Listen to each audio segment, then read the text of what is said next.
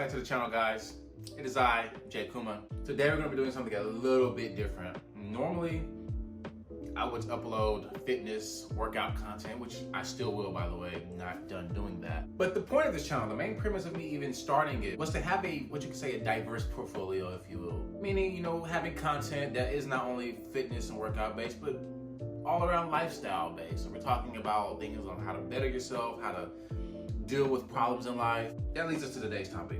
Before we jump into today's topic, like and subscribe if you don't mind.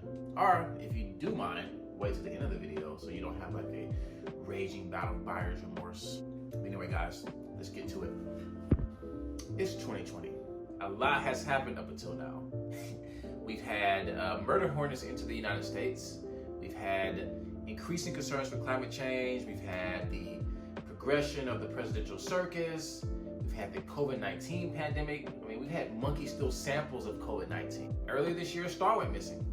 I'm not even lying, star went poof. There's a list of other things, right? We've had a massive job layoff. We can make a whole list. Today is about the art, the skill of staying unbothered amidst all of this chaos. When it comes to things like these massive national, global issues, there isn't much that we can do about them on a grand scale, at least not individually. But the changes that we can make for ourselves in staying unbothered can be more effective in our personal lives. So I'm going to be offering you my tips, or at least things that I believe are important to staying unbothered in this chaotic world. The first point is living more for yourself and less for others. What do I mean by this?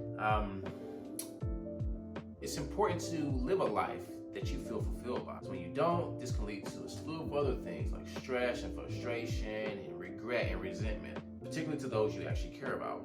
You have to be a little bit selfish. You have to be a little bit more conservative with yourself. Chasing expectations is like chasing many different targets. It's like you're trying to hold on to these many different hopes of many different people. You're never tied down to a target of your own that you can hit.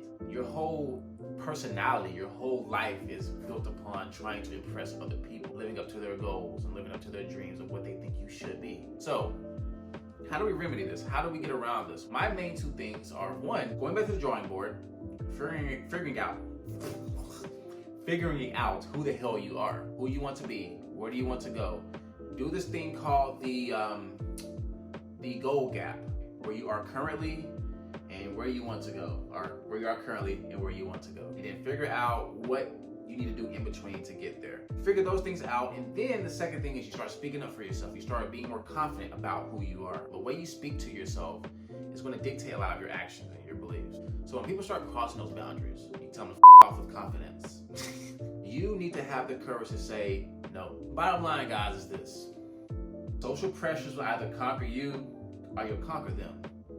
It's really quite that simple. The next step in the art of unbotheredness is managing expectations. What do I mean by managing expectations? What does that even consist of? I like to sort of look at it as a combination of realism, optimism, and compassion.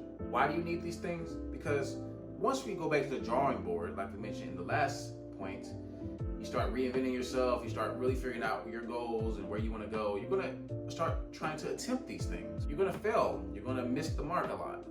And what happens when you do this is, well, one, your perspective on what's actually realistic and attainable is going to either grow or shrink. You're going to have an optimism to keep trying these things. You're going to have an optimism that things are going to work out the next time, or they're going to eventually work out. And of course, you got to have the compassion mixed in with all of this because, well, you don't want to critique yourself too harshly. It's important to have critique. It's important to criticize, right? But you want to have more like a 70-30 principle, where you're 70% compassion, 30% critique. Critique is for the logic, the assessment, the analyzing. You figure out what you did wrong, figure out what you need to do right, boom, boom, boom, A, B, C, D, E, F, G.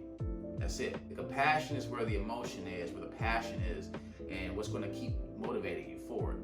And you need to realize that you're a human being. You need to realize that you're still learning.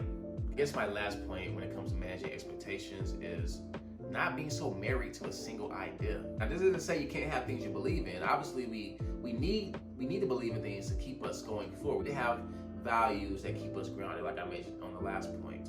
But not so much to where we become irrational, arrogant, unable to adapt and change. I kind of like to follow that whole, Jeet Kune Do principle, like Bruce Lee, right? He says, we must flow like water. Right? We must be able to take what we need from things, take what's valuable to us to help grow what we are. I think that's a very valuable philosophy to have in life, especially regarding your own expectations. Managing your expectations is important because this kind of sets the foundation for moving forward and progressing.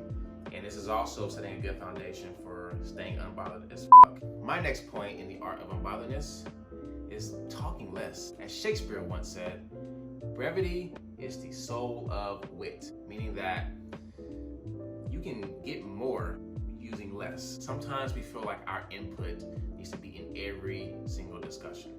You see this all the time on social media, where someone who has strong opinions always has to have their idea in every circle. When you speak less, people are more apt to listen to you and take what you have to say to heart, because you're not a person that comes across as just always wanting to talk over people, always wanting to be the one with the biggest, loudest opinion in the room. At the end of the day, that becomes obnoxious, and you don't want to be that obnoxious person. You don't want to be the well actually guy. You want to condition yourself to not always have to give your input in every situation. Bottom line is that you learn more from others when you let them speak more. People are going to have opinions you don't like your whole life. And if you feel like you have to react and jump to each and every single one just because it's something you don't align with, even if it may be blatantly wrong, it's not conducive to have the drive to fix every single wrong opinion. You have to learn to let some things go. All right, so talking less.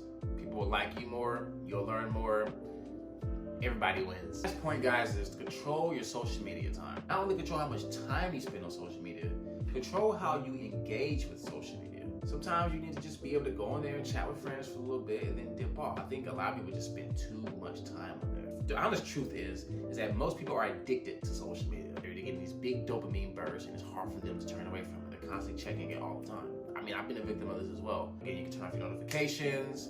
You can set certain times the day that you're going to use it, certain times you're going to post throughout the week. This is going to also increase your discipline.